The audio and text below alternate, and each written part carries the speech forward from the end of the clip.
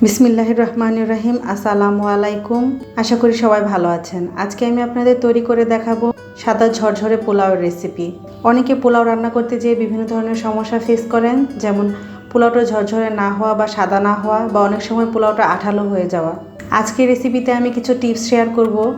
এই রেসিপিটি ফলো করে যদি আপনারা পোলাও রান্না করেন তাহলে আপনাদের পোলাও প্রথমবারই পারফেক্ট হবে। আশা করছি ভিডিওটি একটু হলেও আপনাদের উপকারে আসবে। যদি ভিডিওটি ভালো লেগে থাকে প্লিজ চ্যানেলটিকে সাবস্ক্রাইব করবেন। চলুন দেখে নেওয়া যাক আজকের রেসিপি। এইখানে আমি নিয়ে নিয়েছি 3 কাপ চিনি গুঁড়া চাল। চালটাকে আমি রাইস কুকারের এই পট দিয়ে মেপে নিয়েছি।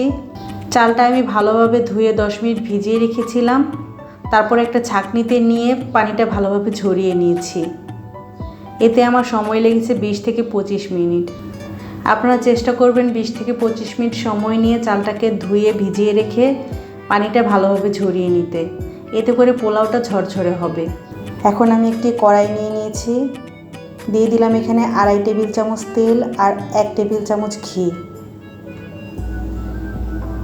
আপনারা চাইলে সম্পূর্ণ রান্নাটা ঘিতেও করতে পারেন। এখন আমি এখানে দিব সামান্য কিছু গরম মশলা। আমি নিয়ে নিয়েছি 2 টুকরা দারচিনি, একটি তেজপাতা, 3টি ছোটো এলাচ আর একটি কালো এলাচ। এলাচগুলো আমি মুখটা ফাটিয়ে নিয়েছি। আর নিয়ে নিয়েছি হাফ চা চামচ শাহি জিরা। সবগুলো উপকরণ আমি তেলে দিয়ে একটু ভালোভাবে ভেজে নিব। এখন এখানে আমি দিয়ে দিচ্ছি 1/4 কাপ পেঁয়াজ। পেঁয়াজটা আমি লাল করে ভাজবো না, হালকা নরম হওয়া পর্যন্ত ভেজে নিব। কারণ পেঁয়াজটা যদি বেরেস্তার মতো করে ভাজা হয় তাহলে পোলাওয়ের রঙটা সাদা থাকে না।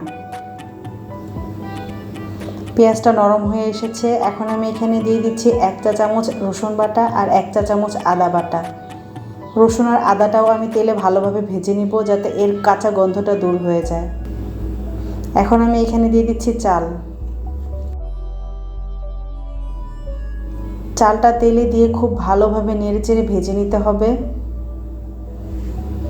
চালটা যদি ভালোভাবে ভাজা না হয় তাহলে পোলাওটা ঝরঝরে হতে চাইবে না। তাই অবশ্যই চেষ্টা করবেন একটু সময় নিয়ে চালটা ভালোভাবে ভেজে নিতে। আমি এখানে 4 থেকে 5 মিনিট চালটা ভেজে নিয়েছি। এখন এখানে আমি দিয়ে দিচ্ছি পরিমাণ মতো লবণ। লবণটা দিয়ে আবার আমি চালটা ভালোভাবে নেড়েচেড়ে ভেজে নিচ্ছি। যখন দেখবেন চালটা পটপট শব্দ করছে বা নাড়াচাড়া করতে গেলে আপনার একটু শক্তি দিতে হচ্ছে, তখন বুঝবেন চালটা ভাজা হয়ে গিয়েছে। এখন আমি এখানে দিয়ে দিচ্ছি ফুটন্ত গরম পানি। এখানে আমি 6 কাপ ফুটন্ত গরম পানি নিয়ে নিয়েছি। আপনারা যে কাপ দিয়ে চাল মেপে নেবেন সেই কাপের ডাবল পানি ব্যবহার করবেন। এটাই হচ্ছে পারফেক্ট মেজারমেন্ট। এখন আমি এখানে দিয়ে দিচ্ছি 2 টেবিল চামচ গুঁড়া দুধ। গুঁড়া দুধটা দিয়ে ভালোভাবে নেড়ে নিতে হবে, না হলে নিচে দলা পেকে যেতে পারে। এখানে আপনারা গুঁড়া দুধের বদলে গরুর লিকুইড দুধও ব্যবহার করতে পারেন, তবে সেই ক্ষেত্রে আপনি যতটুকু লিকুইড দুধ ব্যবহার করবেন ততটুকু পানি কমিয়ে দিতে হবে। এখন পোলাওটা ঢেকে আমি রান্না করব যতক্ষণ না পর্যন্ত পানিটা অনেকটা শুকিয়ে আছে।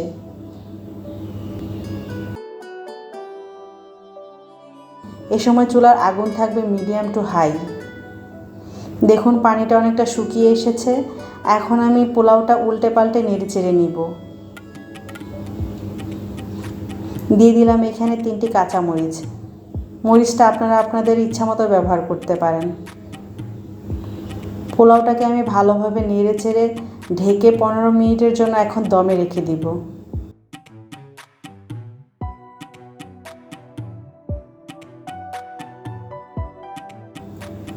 15 মিনিট পরে আবারও আমি পোলাওটাকে উল্টে পাল্টে নেড়ে চেড়ে দিব।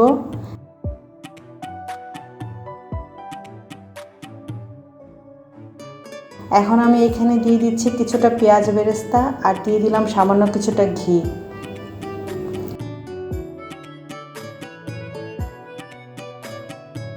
পেঁয়াজ বেরেস্তা আর ঘি দেওয়ার পরে এই পোলাওটা আমি আবারও 5 মিনিটের জন্য ঢেকে দমে রেখে দিব। দেখুন 5 মিনিট পরে আমার পোলাওটা কতটা সাদা এবং কতটা ঝরঝরে হয়েছে।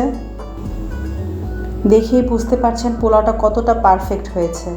এখন আমি পোলাওগুলো একটা সার্ভিং ডিশে নিয়ে দেখিয়ে দিচ্ছি। দেখুন পোলাওটা দেখে মনে হচ্ছে সাদা ঝরঝরে ভাত। সবশেষে উপরে পেঁয়াজ বেরেস্তা ছিটিয়ে আমি পরিবেশন করছি এই পোলাও।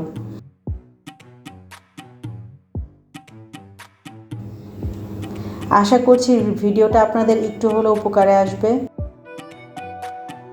ভিডিওটি যদি ভালো লেগে থাকে প্লিজ ভিডিওটি বেশি করে শেয়ার করবেন, লাইক করবেন, আমার জন্য দোয়া করবেন। সম্পূর্ণ ভিডিও দেখার জন্য ধন্যবাদ সবাইকে। আসসালামু আলাইকুম।